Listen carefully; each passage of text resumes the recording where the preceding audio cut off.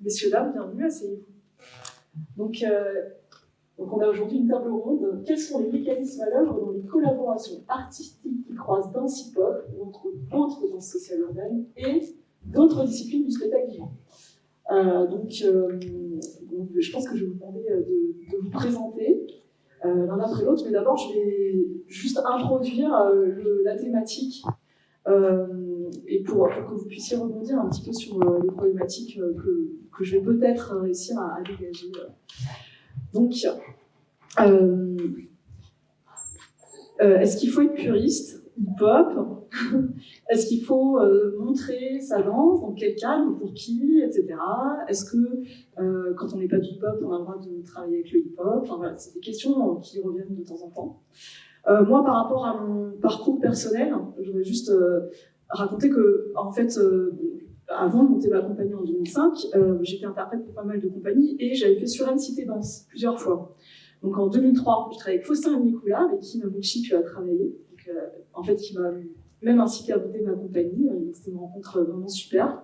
Mais Faustin Nicolas est un chorégraphe contemporain qui vient de RDC, de Kisangani, mais cependant qui est pas du tout, s'identifie pas du tout à la culture hip-hop, en tout cas. Moi, c'est une collaboration qui m'a beaucoup apporté. J'ai travaillé aussi avec d'autres chorégraphes africains, Salani Sédou aussi dans le cadre de Suresnes Cité Danse, et ça s'est bien passé aussi. Mais j'ai aussi des potes qui ont fait Suresnes Cité Danse et qui se sont retrouvés à quatre pattes en caniche rose sur la scène de Suresnes, par exemple. Et qui se sont tapés la honte après pendant des années parce que tous les potes se foutent encore de leur gueule. Donc, il y a eu des choses incroyables qui sont sorties de Suresnes Cité Danse. Il y a eu des choses qui ont été mal perçues par le milieu. Il y a aussi tout ce... Enfin, on pourrait dire qu'il y a quand même eu presque une mainmise sur le spectacle hip-hop de la part de ce festival qui avait des gros moyens de production, faisait venir des chorégraphes contemporains pour chorégraphier des danseurs hip-hop qui étaient pris sur audition, qui étaient parfois pas forcément payés à la hauteur d'une compagnie professionnelle, même s'il y avait quand même une rémunération, etc. Et donc, il y avait un réseau de tournées qui pouvait aussi proposer des prix intéressants au théâtre, etc. Donc, qui créait quelque part un espèce de, pas de monopole, mais qui a beaucoup été présent sur la scène, dans la demande de spectacles hip-hop, au détriment des compagnies de danse hip-hop, justement, qui, elles, étaient dans des économies beaucoup plus compliquées, etc., et donc qui a pu être perçue comme une concurrence déloyale. Et donc la perception qu'on pourrait en avoir aussi, c'est de dire que c'est aussi quelque part une perception, une vision presque néocolonialiste de la danse hip-hop, puisque on fait venir des chorégraphes qui ne sont pas hip-hop, contemporains, ou qui viennent des arts plastiques, ou qui viennent d'autres disciplines, etc.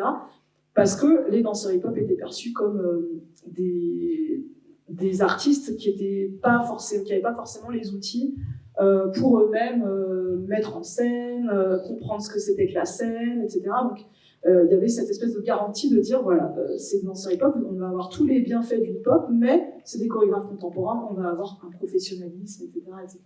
Bon, ça, je parle de ça, moi je parle début des années 2000, pour mon expérience et l'expérience du caniche rose. Je pense que le caniche rose aujourd'hui, je sais pas, peut-être.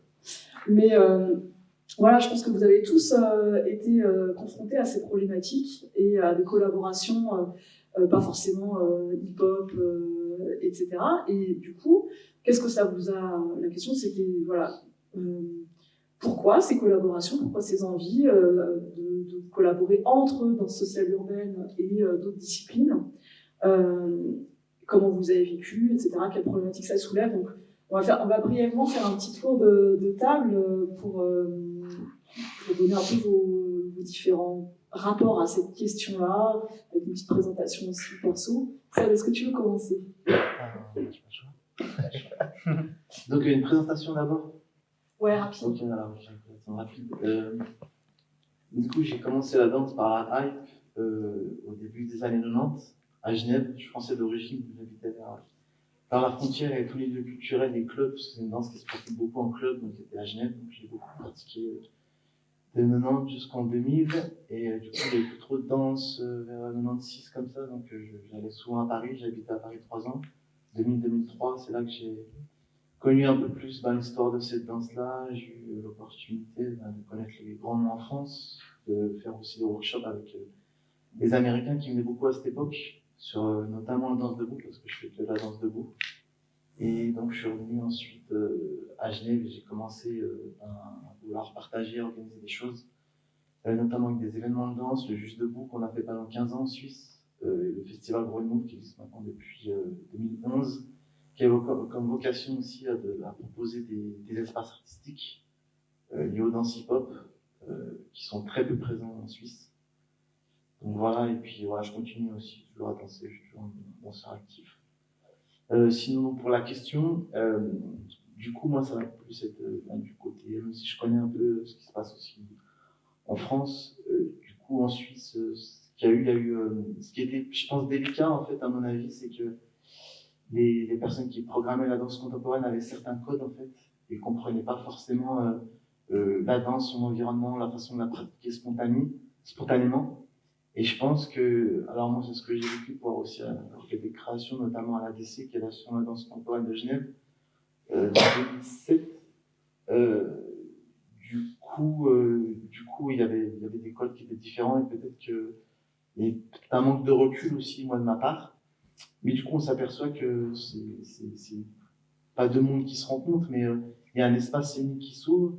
Et du coup, ça demande à vraiment, je pense, du côté de la danse hip-hop, avoir du recul et voilà, vraiment comprendre cette dimension artistique, en fait, pour aller sur scène. Qu'est-ce que tu entends par dimension artistique? Est-ce que le hip-hop n'est pas déjà un art? Voilà, parce que ça peut... Si, justement. C'est parce que justement, c'en est un, mais du coup, comment on arrive avec... parce que le fossé, il est quand même de passer du cercle, du battle à la scène, on comprend bien qu'il y a un élan fossé, et que du coup, si ça, on n'a pas assez de recul pour comprendre, ben, du coup, il y a peut-être des personnes harmoniques des personnes à la danse contemporaine qui vont peut-être nous driver un peu dans leur direction, comment dire, nous demander des codes qui étaient, en tout cas, moi, à l'époque, qui étaient loin de ma perception. C'est une danse sociale qui ne réfléchit pas forcément à faire les choses pour un observateur passif, dans un cadre très normé, avec une frontalité, par exemple, des choses comme ça, du temps long, face à une danse qui est basée sur l'enthousiasme, le partage, etc. Mais ça a pu être, par exemple, mal perçu, je pense, par certains danseurs à l'époque, que des programmateurs, etc., leur disent « Ah oui, non, mais en fait, nous, ce que vous faites, ça ne nous intéresse pas parce que ça ne correspond pas à ce que notre public attend. » Oui, exactement. On va parler de tout ça. On va parler de tout ça. On va continuer. Ouais. Mamouchi. Oui, Mamouchi, donc je suis basé en Suisse, chorégraphe et plein d'autres casquettes. Moi, je commence la danse assez tard. Quand je dis tard, c'est 19 ans. Mais on est grandi dans un quartier populaire, donc j'ai toujours eu des amis qui dansaient. Et puis, donc je commence par la chorégraphie un peu. À l'époque, il y avait ces concours chorégraphiques qui demandaient de connaître différents styles de danse. Donc, c'est comme ça que je m'initie à différentes pratiques. Et puis, par la suite, je rencontre le crump. Et puis, le crump me monopolise. Donc là, on est, je pense que j'avais 21 ans, il y a 12 ans. Et puis, naturellement, c'est plutôt dans les milieux hip-hop, street, populaire, qu'on crump. Et c'est depuis 2019 que j'ai eu l'envie de m'essayer au plateau. Donc c'est quelque chose qui se passe vraiment par une envie personnelle. Et j'ai la chance à ce moment-là de rencontrer les bonnes personnes qui me font confiance. Et donc pour moi, mon rapport à la création, s'est passé d'abord, c'était moi qui devais me poser la question, qu'est-ce que c'est une approche chorégraphique du crump? Et j'ai la chance d'être dans un pays où il y a eu des précurseurs qui avaient déjà pensé à ça un peu. Les Warriors, donc c'est les pionniers du crump en Suisse. Et rapidement, quand ils allaient en battle, ils préparaient des longues séquences chorégraphiques avec de l'impro au milieu de la chorégraphie pour qu'à la fin, on arrête tout. Un peu comme dans le break, il y avait beaucoup ça. Je ne sais pas s'ils étaient inspirés de ça, mais en tout cas, il y avait ces pratiques-là. Nous, on les a vues à l'œuvre. Et donc moi... c'est un peu sur ces traces-là que je me dis, ah ben, c'est possible de mettre ça au service d'une histoire. Et les premiers essais, je dirais pas que aujourd'hui j'en suis fier, mais ça s'est fait. Et après ça, il y a eu un deuxième essai aussi, encore une fois, seul. Et ce qui est bien quand on est seul, c'est qu'on peut se poser toutes ces questions. Et même si au début on n'a pas les bonnes réponses, au fur et à mesure, on arrive dans quelque chose avec lequel on est à l'aise au minimum. Et récemment, donc là c'était en 2022, que j'ai eu la proposition de collaborer avec du coup Faustin Nignokula, qui est un chorégraphe, comédien aussi, et puis juste un être humain incroyable. Et c'est venu vraiment d'une rencontre et de se dire on a en commun le Congo, et donc en fait c'est de là que le projet il est né. Et donc la question de mais comment on va faire pour chorégraphier à partir du crump, c'est pas une question qu'on a eu à se poser parce que on voulait juste parler du Congo. Et donc c'est là où finalement tout ce travail que j'avais pu faire seul, de mettre cette pratique au service d'une histoire, j'ai pu mettre ça au service de mon histoire. Donc c'était encore un projet qui est autant personnel que pertinent en 2023, quoi. C'est quand je parle de ma famille, de moi, des miens, de personnes que je comprends, de choses que je comprends pas aussi. Et donc j'ai eu entre-temps aussi interprété pour des projets qui étaient au service d'autres chorégraphes et d'autres sujets. Et j'ai eu beaucoup de plaisir à faire ces projets. Et comme j'étais déjà plus si jeune et que j'avais eu cette pratique un peu égoïste, individuelle, j'ai pu mettre un peu des limites peut-être à des endroits où d'autres qui étaient peut-être plus jeunes et qui avaient peut-être plus d'ambition de grosses réussites et de gros succès n'ont pas pensé à le faire.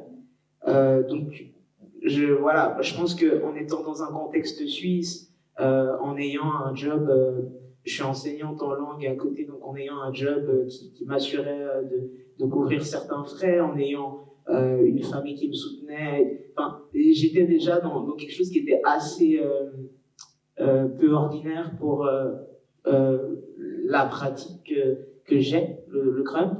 Et donc du coup, je ne sais pas dans quelle mesure mes réponses à cette question vont être représentatives de ce que les personnes des communautés crump vivent, mais j'ai l'impression d'avoir quand même été confrontée aux questions que tu mentionnais au début, en fait. Quelle est la place de ma pratique dans un lieu qui est finalement pas le lieu pour lequel c'est destiné. Oui, c'est une vraie question. Une autre question qui ressort de ce que tu as dit, pour moi, c'est la définition de chorégraphier et un chorégraphe.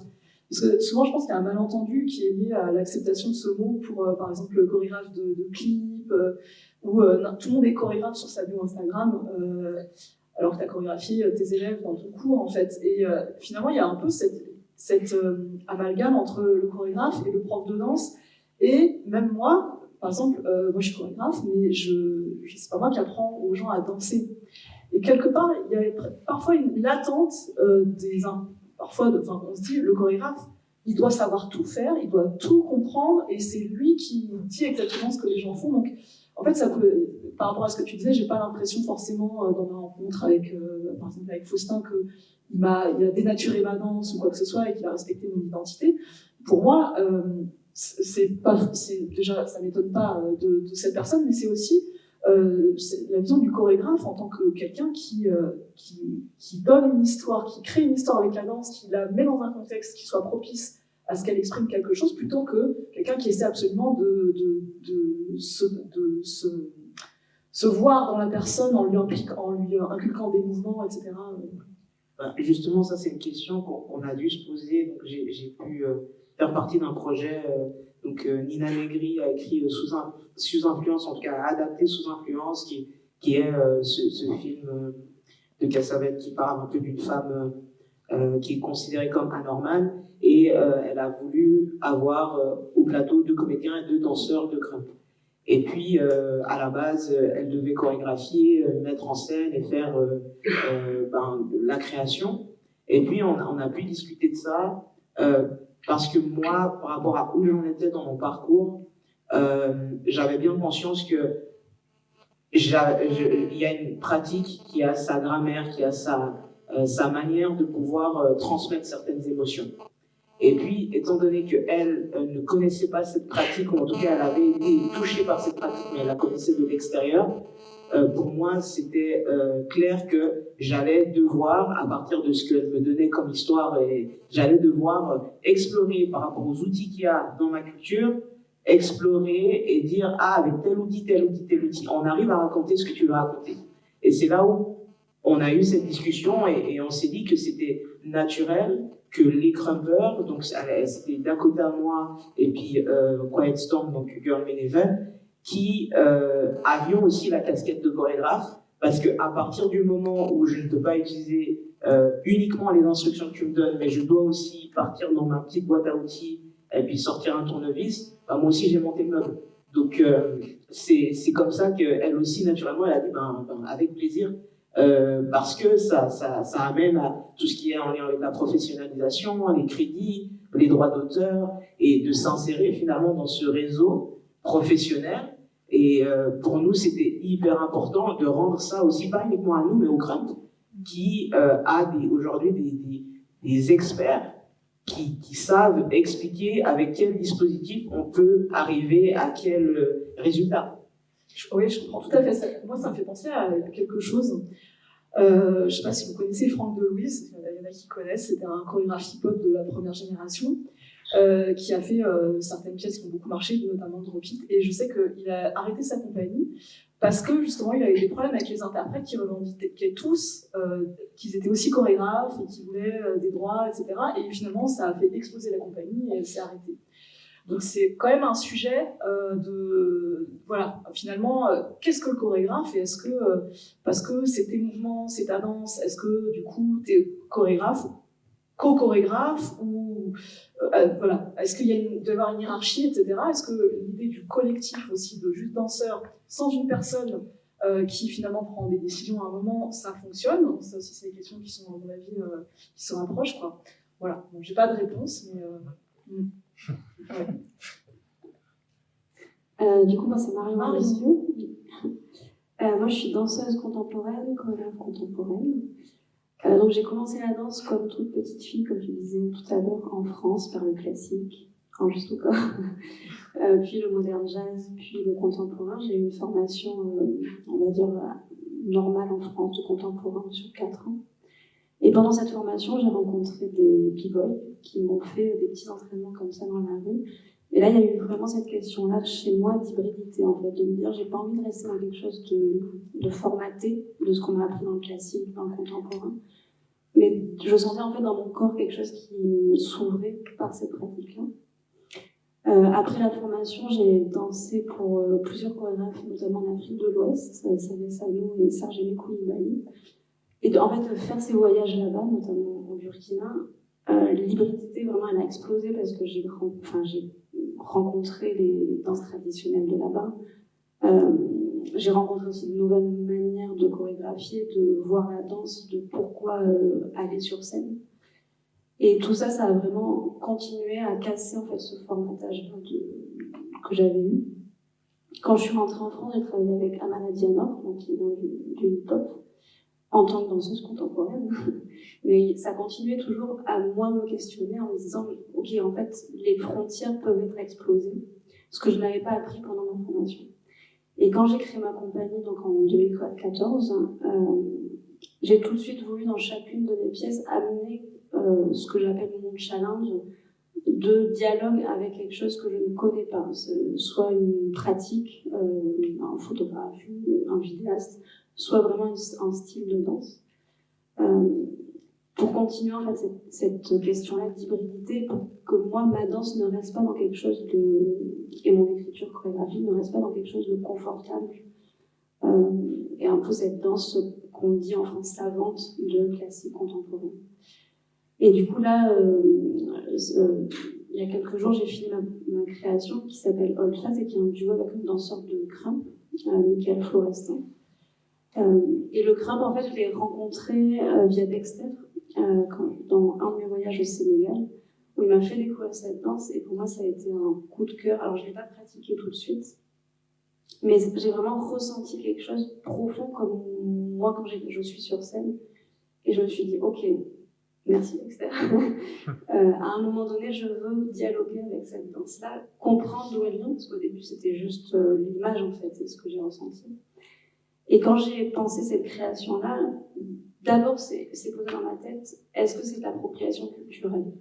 Parce que je ne sais pas d'où ça vient. Après, je me suis évidemment informée. Mais est-ce que vraiment cette question d'appropriation, au début, j'avais très peur de faire une audition et de dire, ok, je cherche un grimpeur. Mais t'as mis quoi sur la vidéo d'audition? Bonjour. Non, j'ai mis, je recherche un ou une danseur de crump, ouvert à l'idée de dialogue avec un autre style de danse, en présentant évidemment en compagnie, et ouvert aussi à m'expliquer en fait d'où vient le crump, qu'est-ce que le crump pour lui ou elle. Je voulais au-delà de créer une pièce, mais aussi qu'il y ait vraiment cet échange-là de qu'est-ce que le crump et d'où ça vient et pourquoi la personne crump en fait. Donc j'ai posté la vie, je me suis dit ok, allons-y. Et en fait j'ai eu pas mal de... Enfin, c'est ouvert en fait. Moi ce qui me questionnait en fait, c'était j'avais cette image de communauté assez difficile de rentrer dedans et d'avoir un peu cette légitimité-là à arriver et de dire ok, j'ai envie de travailler avec un grimpeur ou une grimpeuse. Et donc l'audition s'est très bien passée et après ça, donc moi je suis basée à Lyon. J'ai beaucoup parlé avec Michael Florestan évidemment, mais aussi avec Gaël Marvelous qui est un peu le pionnier à Lyon. Et j'ai compris en fait que j'étais légitime parce que dans cette pièce que je voulais, moi je voulais vraiment que ça soit un dialogue. Donc vous parliez de co-chorégraphe. Moi je voulais pas que ça soit moi qui amène Michael, ok viens on va contemporanéiser un peu le crump, mais je voulais vraiment comprendre ce langage-là, cet alphabet-là, et ce pourquoi-là, pourquoi c'est né comme ça. Et moi mon écriture aussi l'amener vers le crump. Donc je me suis mis à crumper. Et j'ai amené aussi Michael à comprendre aussi mes codes. Et je voulais vraiment que ça soit une teinte en fait qui naît de ça, que ça soit pas juste deux teintes qui soient côte à côte, mais que ça soit vraiment une rencontre. Et tu dis tu t'es mise à crumper, mais est-ce que tu te considères comme crumpeuse du coup? Alors non, je ne me sens pas encore légitime de dire ça. C'est mon rêve de dire ça. C'est ton rêve quand même. Non, en fait, c'est vraiment une découverte, avec Dexter déjà, mais après, quand j'ai fait des recherches de d'où ça vient, tous les pionniers, Rise, etc. Là, quand Michael m'apprend tous les gestes du crump, pour moi, c'est vraiment une découverte incroyable et je sens ma danse progresser de ouf. Donc non, je ne me dis pas crumpeuse, je ne me sens pas légitime de ça, mais par contre, je continue à crumper. Tu pratiques, t'essayes d'affiner ta pratique, etc. Et est-ce que tu as des événements de crump, quelque chose comme ça? Alors oui, en tant que spectatrice. Mais oui, parce que ce qui m'intéressait aussi dans la création, c'était pas seulement la technique, des gestes, des bases, etc. Mais c'était aussi tout ce qui fait l'ambiance crump. Pourquoi c'est dans les sessions, pourquoi c'est en couloir et pas en cercle, contrairement au hip-hop. Pourquoi il y a cette notion de hype. Tous les codes, en fait, des battles crump qui sont parfois différents des battles hip-hop. Tout ça, ça m'intéressait et du coup, oui, je me suis mis à des événements. Et par rapport à ta recherche en tant que chorégraphe, est-ce que du coup, maintenant, tu as envie d'aller que vers le crump, que vers des pièces où il y a des crumpers ou un influenceur du crump, ou est-ce que, par rapport à ce que tu disais tout à l'heure, d'avoir envie de comparer des choses, de juxtaposer des choses et de voir comment les rencontres peuvent nourrir des projets, etc. Du coup, comment ça a continué tout ça? Cette pièce-là, au début, c'était une envie de cette rencontre-là. Mais pendant la création, et là, maintenant que c'est terminé, je sens que j'ai encore envie de continuer. Parce que je ne sais pas tout encore du crump et je ne saurais pas tout. Mais en tout cas, j'ai envie de continuer d'approfondir et de collaborer avec d'autres. Et de le mettre sur scène du crump. Oui. Ouais. Et donc, la question que ça pourrait poser par rapport à la communauté, parce que tu parlais d'appropriation culturelle. Donc, pour moi, l'appropriation culturelle, c'est comme ça que la culture se fait, en fait. La culture, ce n'est que de l'appropriation culturelle. Mais la question de la légitimité de l'appropriation culturelle, elle se pose à partir du moment où il y a de l'argent en jeu, des moyens, des choses comme ça.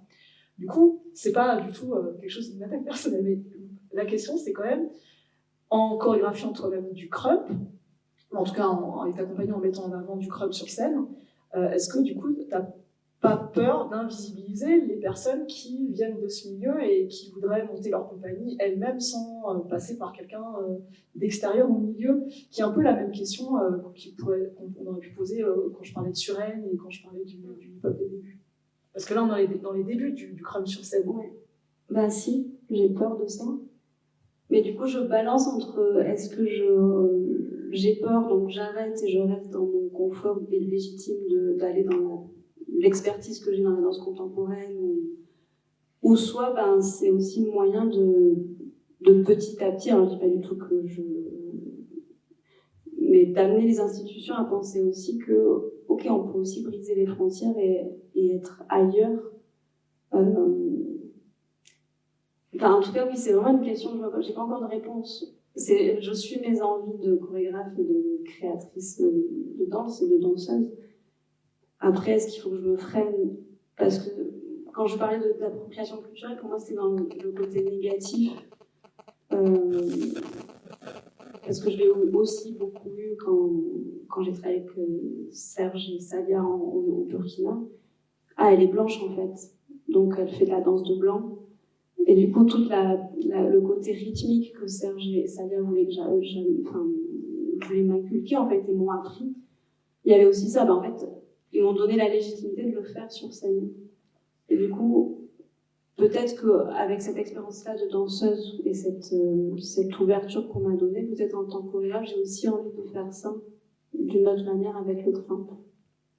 De donner aux crumpeurs la légitimité d'aller sur scène parce que toi, tu as les codes du contemporain, c'est ça? J'ai pas compris. En fait, par exemple, quand j'ai travaillé avec Serge Koulibaly, il y avait des parties complètement, c'était la danse traditionnelle du Burkina, que j'ai dû apprendre, que j'ai dû comprendre, que j'ai dû mettre dans mon corps, et je la fais sur scène. Et du coup, là, il y avait beaucoup de gens qui m'étaient blanches, donc pourquoi tu fais ça? Enfin, t'es française, pourquoi tu fais ça? Mais du coup, il y avait cette opportunité-là de Serge de dire, vas-y, t'as appris, tu fais, va sur scène et fais.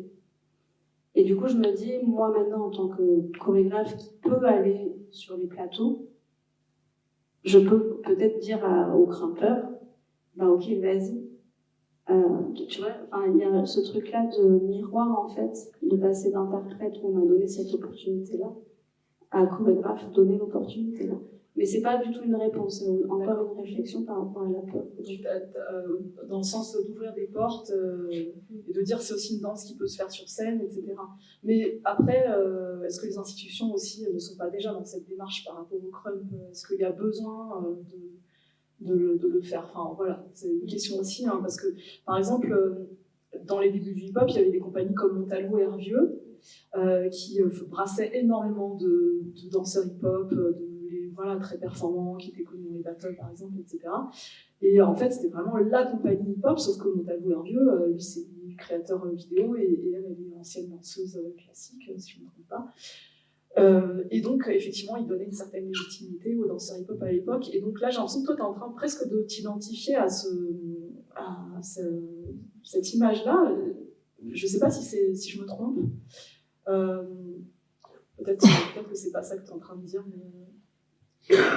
Non, je m'identifie pas forcément à cette image-là, c'est juste que je crois que je me considère pas, avec l'expérience que j'ai eue, j'ai du mal à me considérer comme chorégraphe de danse contemporaine.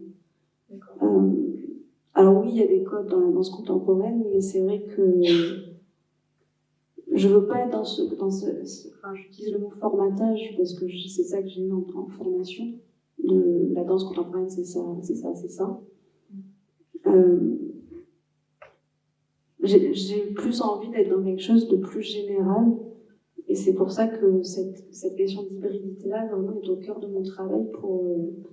Une question d'hybridité. Ouais. Après, ça reste quand même la question, j'ai toujours ce truc de appropriation culturelle, légitimité, qui font vraiment cette danse ou ces danses. À partir du moment où c'est des pratiques émergentes, ou en tout cas en train d'émerger sur scène, c'est vrai que la question se pose. Après, ça pose aussi une autre question, c'est tout ce que tu as dit plutôt un peu avant, c'est finalement, est-ce que le chorégraphe, c'est un excellent danseur qui a décidé après de passer à autre chose voilà, ou est-ce que le chorégraphe, est-ce qu'il tient sa légitimité de sa pratique et de son assimilation d'une excellence, de certaines gestions, ou est-ce que c'est quelqu'un qui voit la danse comme un outil d'expression pour donner des idées qui sont en fait des recherches personnelles, qui dépassent toute expertise technique en fait, parce que toi tu disais dans tes motivations que c'était plus ça qui te poussait au départ, et c'est pour ça que je t'ai posé la question que est-ce que tu avais envie de rester uniquement dans le club, parce que finalement tu parlais vraiment de... Bah, pour l'instant oui, parce que j'y suis, enfin, on vient de faire la création et ça m'a donné une idée de notre création. Après je pense que par la suite je vais ouvrir sur d'autres choses, mais pour moi être chorégraphe c'est aussi donner à voir, donner l'opportunité à voir et à découvrir des nouvelles choses en fait. Super. Alors, du coup, est-ce que tu peux nous raconter un petit peu ton parcours, Ouais. et puis comment ça résonne tout ça, hein, t'es en dernier, tu peux aussi rebondir si tu peux. Ok. Noé Chapsal. Moi, je suis jeune chorégraphe d'une compagnie qui s'appelle Les Corps Jetés. Et j'ai une double casquette, enfin, si je dois résumer à 2 casquettes, dans le sens où je suis interprète et du coup jeune chorégraphe. Et je dirais médiateur culturel, dans le sens où je suis co-organisateur du festival Au Bed the Flower. Et en tout cas, je me pose des questions de comment donner la parole aux artistes plutôt que la prendre en moi. Donc aussi par le biais du Media Sweep dans lequel on s'était rencontrés. Donc c'est un peu la double casquette. Et du coup, sans faire une biographie qui va s'étaler, mais je pense que c'est important de préciser, moi j'ai démarré par le break, quoi. Vraiment mon artisanat de base c'est le breaking. J'ai démarré quand j'avais 11 ans à la campagne, vraiment dans un milieu par hasard dans une MJC, quoi. Et je précise à la campagne parce que moi mon mode de vie à ce moment-là c'est que je suis issu d'une famille nombreuse. J'ai grandi pas dans une ferme, mais en tout cas dans un milieu paysan et artisan qui était très loin des villes et du brassage culturel dans lequel on peut être quand on apprend une pratique comme la danse dans une grande ville, quoi. Et du coup, les 10 premières années de ma pratique du break se sont fait, bien sûr, en allant faire des battles. Parce que moi, ma porte d'entrée dans le break s'est fait vraiment par la porte de la virtuosité technique, celle de l'affrontement des battles, et je me suis vraiment forgé à cette école-là pendant 10 ans. Et du coup, je précise le cadre rural dans lequel j'ai découvert ça. Parce que après, avec les portes qui se sont ouvertes sur d'autres choses, rétrospectivement, j'ai vraiment eu des sortes d'œillères, mais que je vois comme bénéfiques. Mais c'est-à-dire que, ayant développé le break dans ce milieu-là, dans lequel j'ignorais complètement que d'autres disciplines existaient à côté du break dans le milieu du hip-hop, ou en tout cas, je le savais de loin, quoi. J'ignorais complètement que ça pouvait devenir un métier et que le break, ou en tout cas la danse, pouvait exister professionnellement sur scène. Je suis jamais rentré, la première fois que je suis rentré dans un théâtre, c'était pour y jouer bien plus tard, quoi. Donc j'ai grandi quand même assez loin de toutes les réalités de frontières, puisque je vivais dans un seul monde qui était celui du break. Donc toutes les questions d'hybridation, de mélanger son langage, sa communauté à une autre, mais arrivé que très tardivement et très naïvement, parce que moi, l'entièreté de mon monde était celui du break, quoi. Et du coup, le premier, donc j'ai vraiment été comme ça appliqué au break de manière très intense pendant 10 ans par rapport des battles, avec en fond de paysage, quoi, la sensation que, en discutant avec Bruce Sheffard, notre chorégraphie hip-hop, lui il a posé ces mots-là et je me suis identifié. J'ai toujours eu en fond de paysage la sensation que le break était trop petit pour moi. Pas dans le sens où j'en avais fait le tour et où je savais tout faire, mais dans le sens où j'avais des besoins d'exprimer des choses que le lexique du break, que l'énergie du break ne me permettait pas d'exprimer complètement. Et là, tu parles pas seulement du cadre des battles, tu parles vraiment du lexique, parce que les battles, il y a un cadre, ne serait-ce que rythmique, parce que les musiques elles sont rapides, c'est des musiques typiques de battle, et en plus tu fais des passages courts en général. Donc est-ce que c'est vraiment le lexique en soi, ou est-ce que c'est le cadre des battles, parce qu'apparemment tu connaissais surtout ce cadre? Ouais, je pense que c'est la globalité. Je pense que c'est et le lexique, et l'énergie des battles, et la manière d'interagir socialement qui me comblait et m'allait complètement. Hein. Mais je sentais que dans le fond, il y avait le besoin ou en tout cas, le mouvement pouvait exprimer d'autres choses. Et je ne connaissais ni les milieux, ni les gens qui me permettaient de faire ça, quoi. Est-ce que tu voulais que le mouvement de break exprime autre chose, ou est-ce que c'est ton corps qui voulait bouger autrement parce que tu avais envie d'exprimer autre chose? Je pense les deux. J'avais l'impression que le mouvement de break, et je me laissais aller à quelques libertés quand j'étais tout seul, et du coup je voyais les prémices qu'un mouvement de break ralenti, fait sur une autre musique, fait dans un cadre intime, fait dans un autre environnement, pouvait raconter plein d'autres choses que ce que ça raconte quand on est en battle en fait. Et du coup ça, et le mouvement en tant que tel aussi, je sentais que mon corps aspirait à ce que d'autres parties se délient, d'autres parties bougent, là où le break, du coup en faisant 10 ans de choses très techniques, et ma spécialité ça a été les power moves et les acrobaties, je me suis quand même construit sur un corps pas rigide, mais en tout cas gainé. Et c'est-à-dire qu'isoler des parties telles que le bassin, le torse ou la tête m'était inconnu. Et quand je me laissais aller à des sensations tout seul, je sentais que ça avait envie de gigoter à d'autres endroits, quoi, si je puis dire. Et du coup, un des premiers virages s'est opéré quand j'ai rencontré Imad Nefti, ici présent, pédagogue du mouvement, qui m'a transmis des outils de déconstruction du mouvement qui ont complètement rassasié. Moi, j'ai un esprit très théoricien. Je me rends compte j'ai besoin de fabriquer des théories sur ce qui se passe pour ensuite les étudier dans ma danse, quoi. Et du coup, Imad, qui avait étudié avec une grille de lecture très développée comment déconstruire son corps, au bout de 10 ans de pratique, m'a proposé cette grille de lecture. Et du coup, là, ça a été une sorte de première grande porte qui s'est ouverte sur une autre possibilité d'expression, et surtout sur déconstruire tellement mon mouvement. Et du coup, j'en viens aux questions un peu d'hybridité et tout. Moi, je pense que la naïveté dans laquelle j'ai développé mon art, et le fait que ma première grille de déconstruction était une grille qui m'a fait déconstruire jusqu'au niveau presque, pas atomique, mais en tout cas... mécanique peut-être? Ouais, mécanique. Je suis arrivé à une déconstruction du mouvement qui ne posait même plus la question des esthétiques et de quel monde je fais partie. Est-ce que je suis crumper, danseur hip-hop ou breaker? Parce que à force d'avoir déconstruit, j'arrivais à une sorte de noyau où je me rendais compte qu'on avait tous ce noyau en commun, quoi. Et du coup, pour ajouter à ce truc où j'ai l'impression d'avoir peu eu les questions de frontières dans mon développement en tant que danseur, cette déconstruction-là, où du coup de manière autodidacte, j'ai beaucoup déconstruit ce qui se passait dans mon corps et tout. Ensuite, quand j'ai croisé des danseurs contemporains, quand ma mère pour la première fois à 18 ans m'a dit mais tu sais ça peut être un métier danseur, et que ça m'a paru être une nouveauté folle, je m'étais jamais intéressé, et que j'ai croisé des danseurs, des circassiens et d'autres artistes du mouvement, quoi. En fait, je voyais tout de suite des liens de familiarité avec toutes ces personnes. Donc j'ai rarement ressenti l'altérité en sens de frontière ou de barrière avec les gens, parce que je crois que je me suis construit vraiment tout seul dans une naïveté, et ensuite j'ai déconstruit, et j'avais des outils qui me permettaient, je sais pas, en tout cas de m'associer très facilement à d'autres esthétiques, sans dire que je les maîtrisais ou que je les... Ok, et aujourd'hui tu en fais quoi de ça?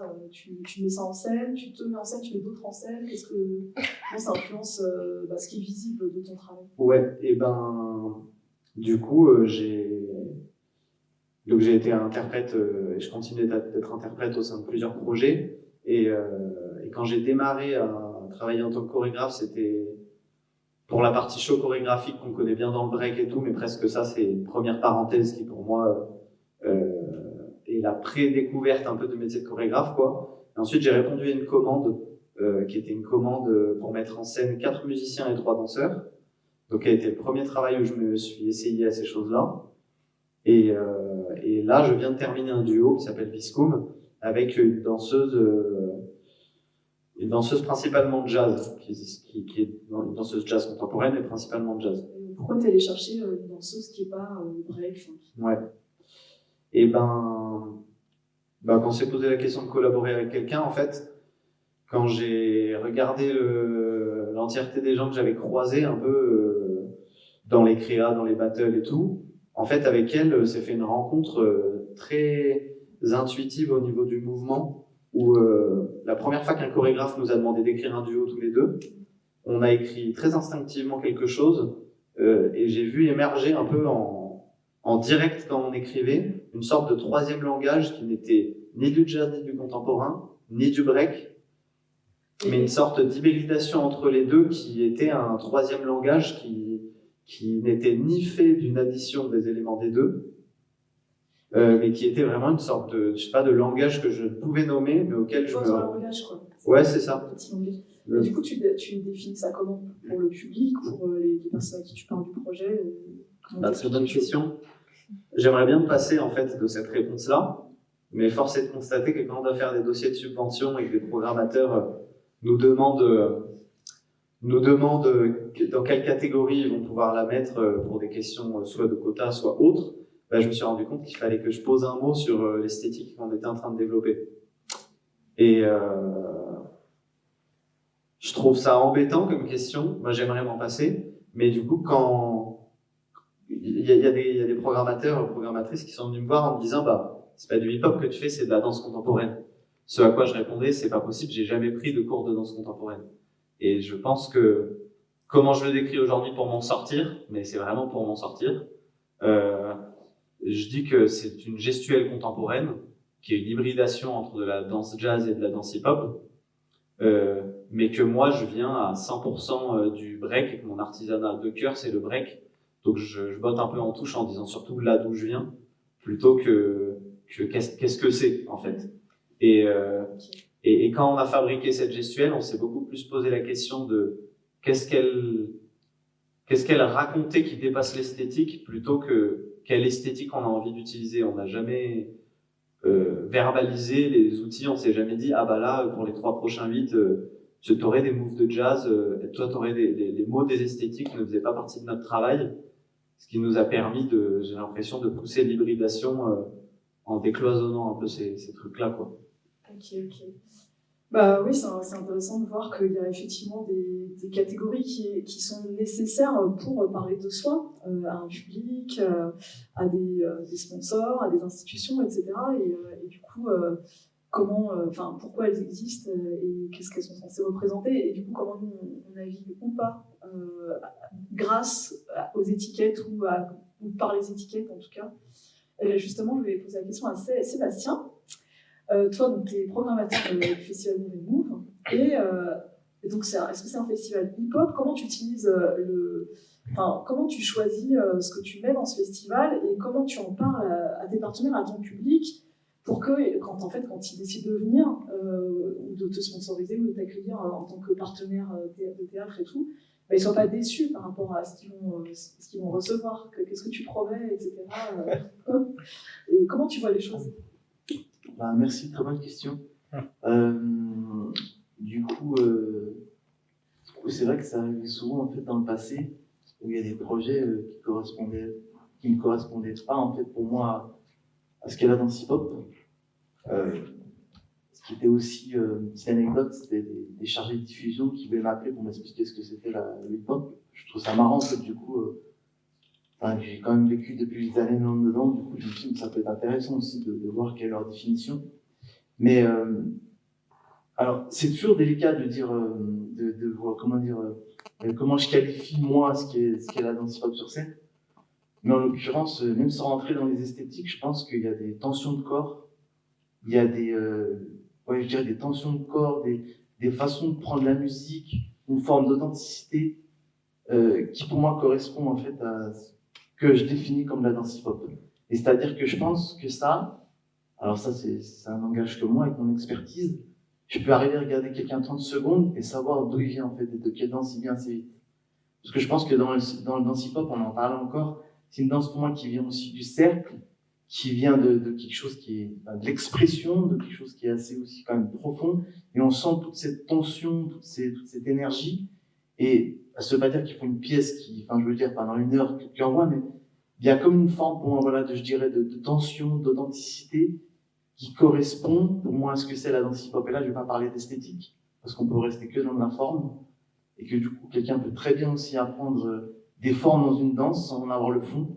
Et je pense que là, on rentre justement dans ce qui caractérise la danse hip-hop. C'est une danse de fond, c'est une danse d'expression, une danse d'identité, où les personnes viennent à un moment donné s'exprimer, trouvent toute leur place et viennent justement s'exprimer. Et je pense que pour en parler tout à l'heure aussi, j'en reviens encore aux histoires de cercle, de danser aussi avec des personnes, ça fait partie aussi, je pense, comme d'un rituel des danses hip-hop.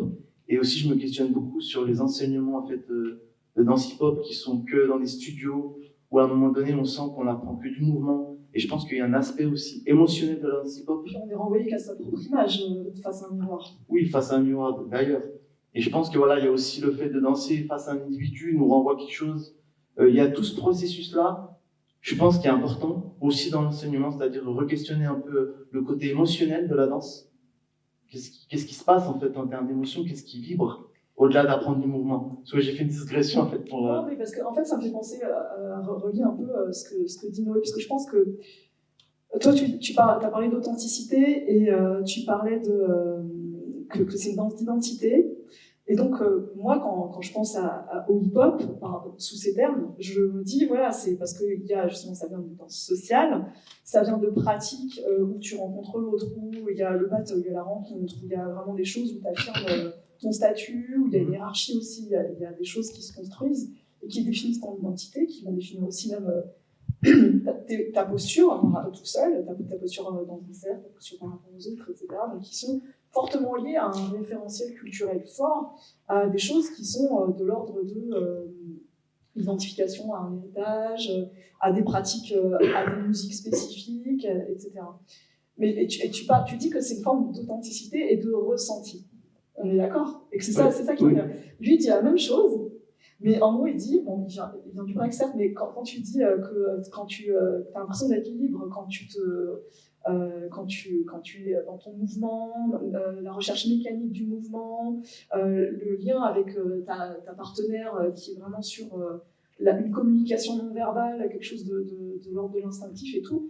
Je pense que toi aussi, tu pourrais parler avec les mêmes mots, authenticité, ressenti, etc. Et pourtant, je pense que vous parlez de choses opposées, puisque finalement, toi, tu parles d'hybridation et de choses qui ne s'identifient plus à quelque chose de l'ordre du culturel, de l'ordre de marqueurs sociaux, etc., du hip-hop. En fait, dans ton parcours, j'ai l'impression que tu as plutôt essayé de t'en émanciper pour trouver ton individualité et développer ton ressenti, etc. Et toi, en revanche, Seb, tu dis que le hip-hop permet aussi d'atteindre cette chose-là, mais qu'en même temps, c'est aussi ce rapport fort à une identité marquée qui fait la richesse du hip-hop. Donc, comment on réconcilie les termes et les points de vue? Peut-être Noé? J'ai pas utilisé le mot authenticité. Je pense que les mots tels que ressenti, oui, mais du coup, tels que authenticité ou identité, pour moi, ramène vite du coup à la sensation subjective qu'on a de ce qu'est le hip-hop. Et je te rejoins où vraiment, moi, ça fait 17 ans que je fais du break et j'ai l'impression que entre danseurs hip-hop, on passe nos journées à se dire mais c'est quoi le hip-hop? Est-ce que lui, il est hip-hop? Est-ce que lui, il l'est pas? Lui, il a arrêté de l'être, mais du coup, il a perdu quel ingrédient s'il a arrêté de l'être? Et du coup, on passe notre vie, j'ai l'impression, à débattre sur ce que c'est, ce que ça n'est pas.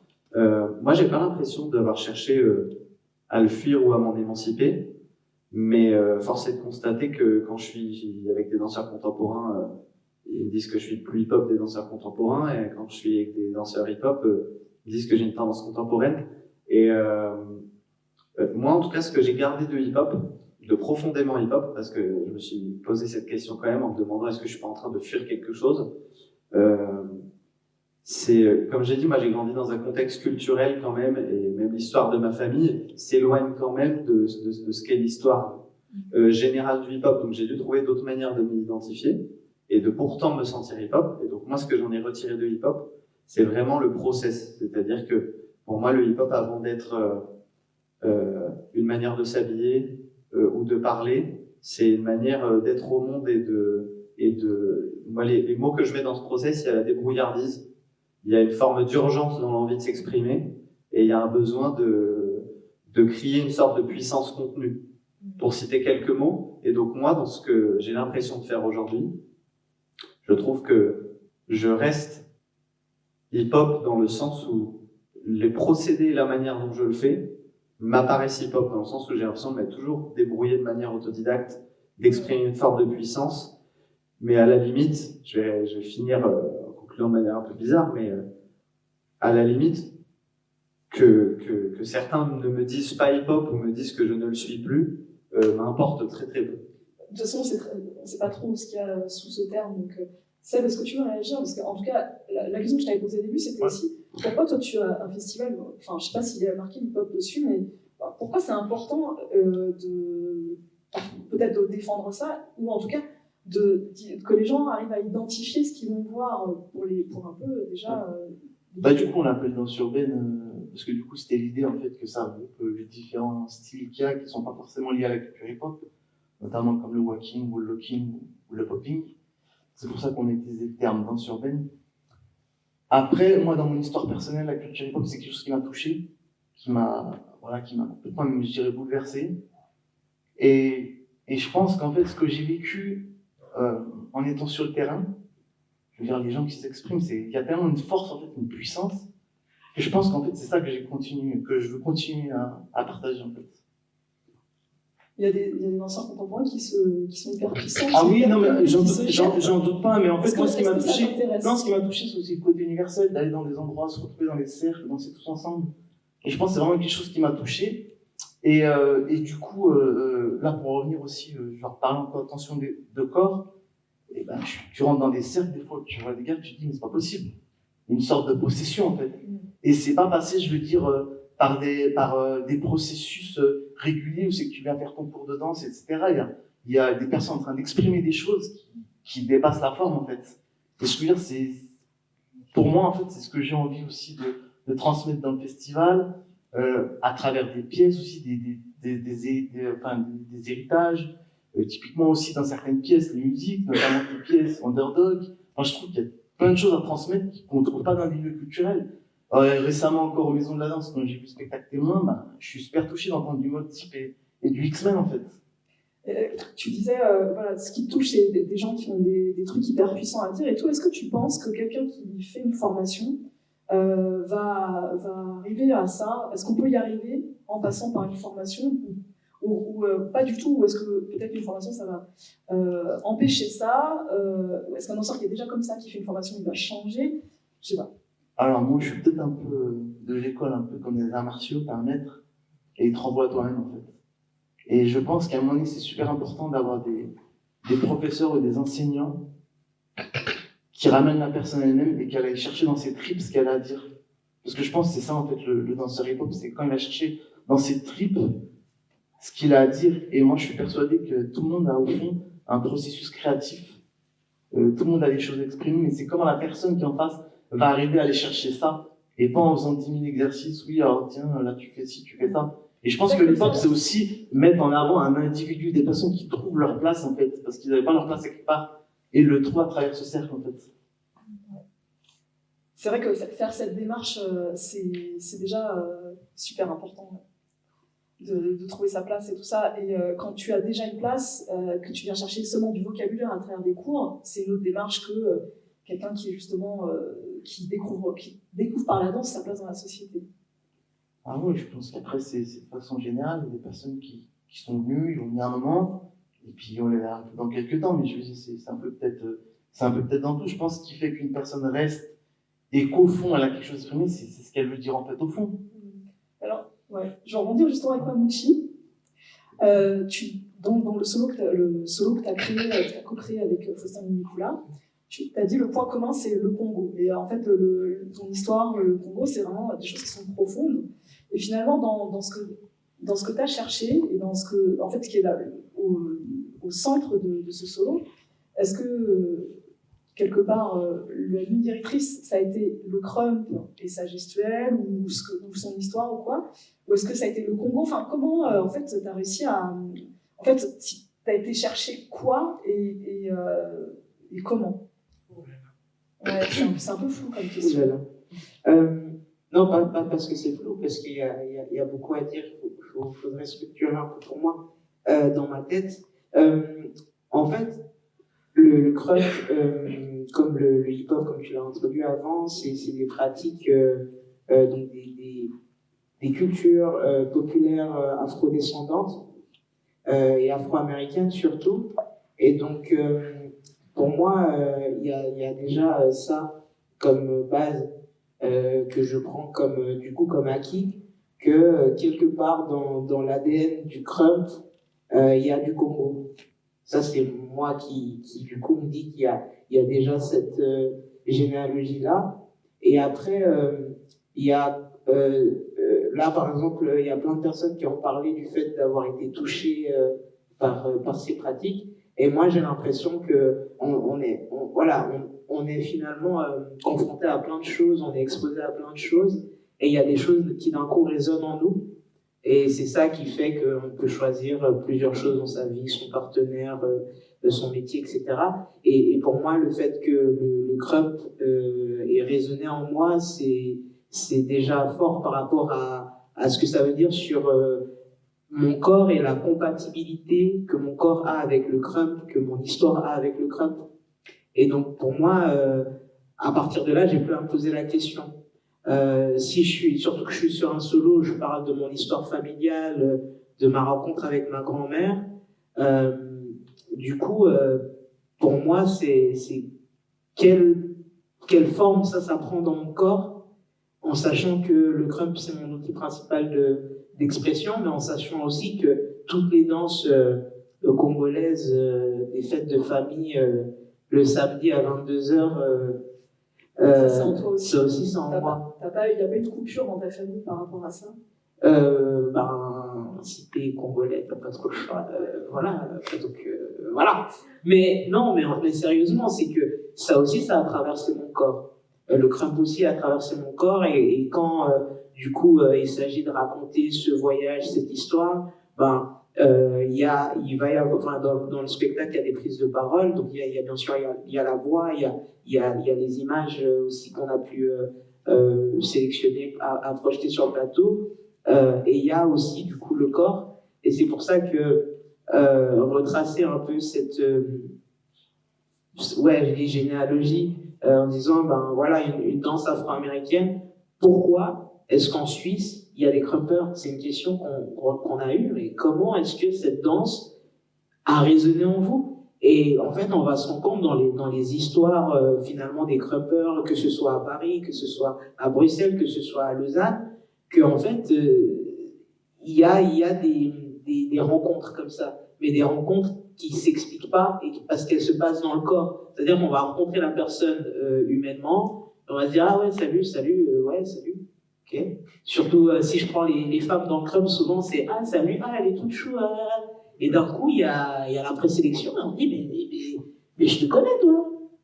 Parce que d'un coup, il y a une connexion comme ça. Et donc, forcément que écrire sur le plateau avec cet outil-là, je pense que ça passe par, pour moi, c'est passé par se faire confiance sur le fait que aujourd'hui, dans le crump, il y a des personnes qui sont connectés à moi comme je suis connecté à eux, et où on n'a pas besoin d'expliquer en quoi je suis légitime comme crumpeuse, comme en quoi ils sont légitimes. C'est-à-dire que dans le crump, on a quelque chose où si ça marche, ça marche, si ça parle, ça parle, si on doit se lever, on se lève, si on doit arrêter enfin, il y a quelque chose où on n'a pas besoin d'expliquer, oui, non, tel mouvement a été fait dans telle langue, c'est révolutionnaire. On a ces énergies qu'on appelle live, buck, crump. Ces énergies, en fait, tout le monde a accepté que c'est des choses qu'on ressent et sur lesquelles on est d'accord. Et on ne va pas expliquer. Les gens qui essaient d'expliquer, c'est plutôt pour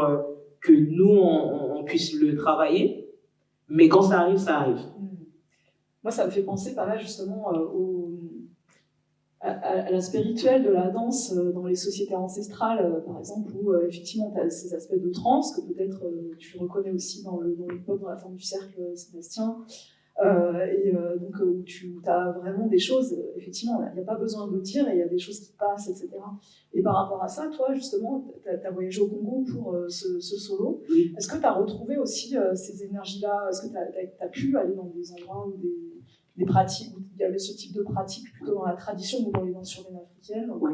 Je pense du coup de pouvoir rencontrer donc un groupe de musique traditionnelle, et donc les groupes de musique traditionnelle de mon peuple, donc les Balouba, on a souvent des personnes qui font la musique, des personnes qui chantent, et dans les personnes qui chantent, il va y avoir une personne qui va danser quand l'énergie elle est assez haute.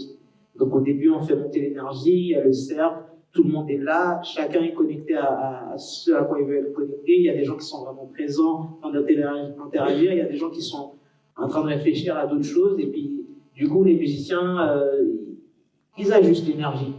Et puis après, à un moment donné où l'énergie elle est assez bonne, et là, il y a la danseuse qui rentre dans le cercle, et normalement, à partir de là, ça devient un échange. Et ce qui est intéressant, c'est que c'est un échange qui ressemble plus à ce qu'il y a dans les dance clubs que ce qu'il y a dans, par exemple, dans le break ou bien dans le club, quoi. Ça devient un échange où on négocie l'espace, on avance, on recule. Le but, c'est pas de se rencontrer, le but, c'est de faire miroir, en fait. Peut-être plus dans la house, par exemple. Oui, dans la house, typiquement, mais aussi dans le voguing, quand ils font des fois certains... Oui, ils sont plusieurs dans ouais, l'espace. Ils sont plusieurs dans le même espace, et ils négocient l'espace les uns avec les autres. Après, ouais. C'est pas la forme du cercle, mais ouais. Oui. Et alors, une autre question par rapport à ça, du coup, Faustin, lui, il fait de la danse contemporaine. Oui. Et comment les gens le perçoivent là-bas en Afrique? Parce que toi, est-ce que tu as... Enfin, quand tu étais là-bas avec lui? Oui, lui, on est allé ensemble, il était là-bas. Après, ouais, je pense qu'il y a aussi ce truc de danse contemporaine. On est tous contemporains, là, maintenant. Encore des problèmes de terminologie. Oui, non, mais je dis parce que Faustin est un danseur contemporain qui est considéré comme un danseur contemporain. Faustin, dans son parcours et dans sa formation, c'est quelqu'un qui aussi a été à l'école des danses traditionnelles, et donc du coup, dans sa danse contemporaine, c'est pas la même danse contemporaine que quelqu'un qui serait d'ailleurs, en fait. Et du coup, si sa danse est déjà teintée des danses africaines, forcément que pour des Africains qui le regardent danser, ça restera de la danse à laquelle ils peuvent connecter pour un bout. Après, à partir du moment où c'est dans un spectacle, et le spectacle est écrit d'une certaine manière, c'est plutôt comment est-ce que cette histoire va connecter avec les gens le public, plutôt que comment est-ce que sa danse parle au public. Enfin, moi, il y a ça, c'est comme par rapport au crump. Moi, aujourd'hui, si mon spectacle ne fonctionne pas, pour moi, ça ne remet pas en question qui je suis en tant que danseuse. C'est que cette histoire-là n'a pas résonné avec mes contemporains, et ça arrive. Des fois, on raconte des blagues, personne ne rigole, mais le lendemain, on va quand même raconter une blague. Donc, il y a tout ça. Danse contemporaine, ça a été finalement érigé comme quelque chose qui a sa définition, qui inclut certaines pratiques et qui en exclut d'autres. Et aujourd'hui, le but, c'est pas de renégocier en disant « Ah, le crump, c'est de la danse contemporaine », mais si aujourd'hui, le crump est invité, surtout en Europe, parce qu'elle a toujours été invitée ailleurs, mais est invitée sur les plateaux, c'est parce que peut-être que c'est contemporain de bouger comme ça aujourd'hui.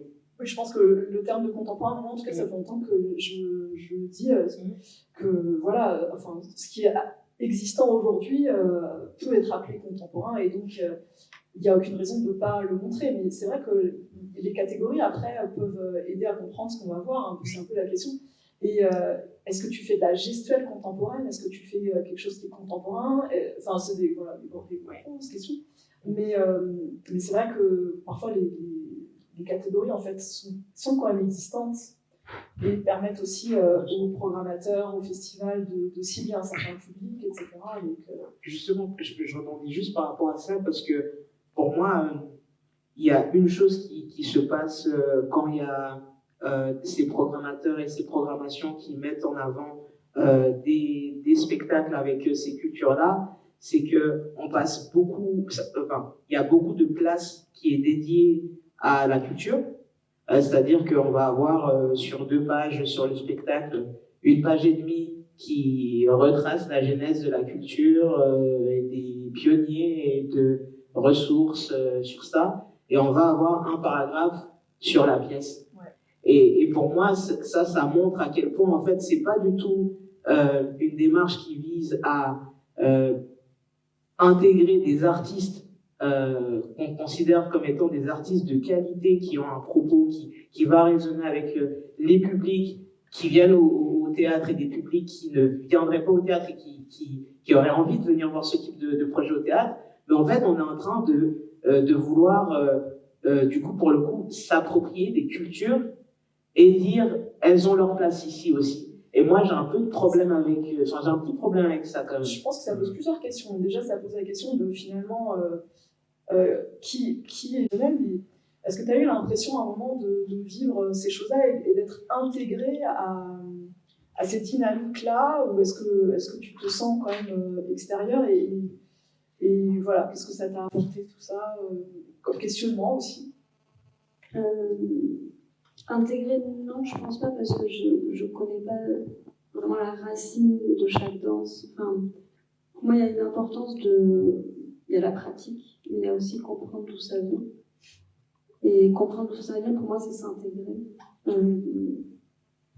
Donc, je pense pas que, non, j'ai pas été intégrée.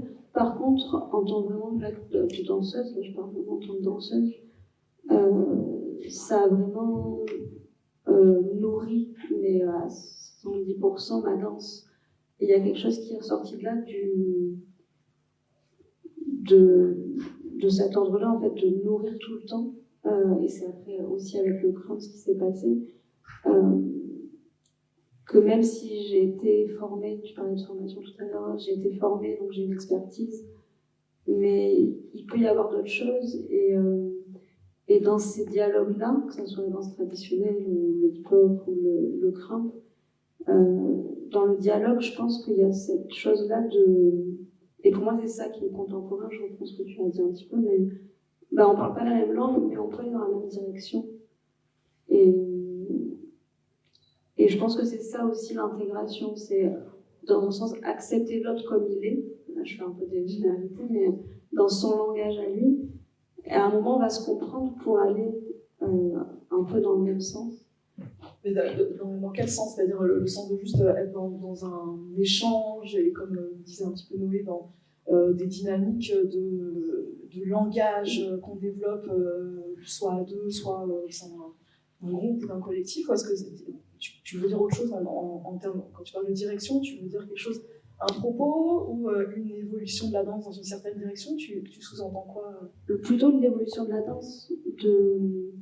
Par exemple, si je reprends les mots de Michael Florestan, donc le grimpeur avec qui je travaille, et je lui ai demandé pourquoi tu as accepté de faire ce projet, d'aller sur scène, parce que lui c'est vraiment un danseur de battle et de session. Enfin. Et en fait, lui il m'a dit c'est très important pour moi d'amener le crump sur scène devant des nouveaux publics pour faire connaître cette danse qui est nouvelle. Et du coup, dans cette idée de direction, pour moi, c'est vraiment ça, c'est faire évoluer en fait ces étiquettes qu'on pose et qu'à un moment, on a tous envie en fait de un peu les détacher, comme tu disais, on trouve pas de mots, mais on a un peu cette envie on y va quand même ensemble, même si tu parles cette langue et moi une autre. Tu as dit autre chose qui est intéressant, c'est que tu as dit que ça t'avait nourri et que tu sentais que voilà, tu avais besoin d'être nourri. Donc, tu parlais de danse traditionnelle, tu parlais du crump, etc.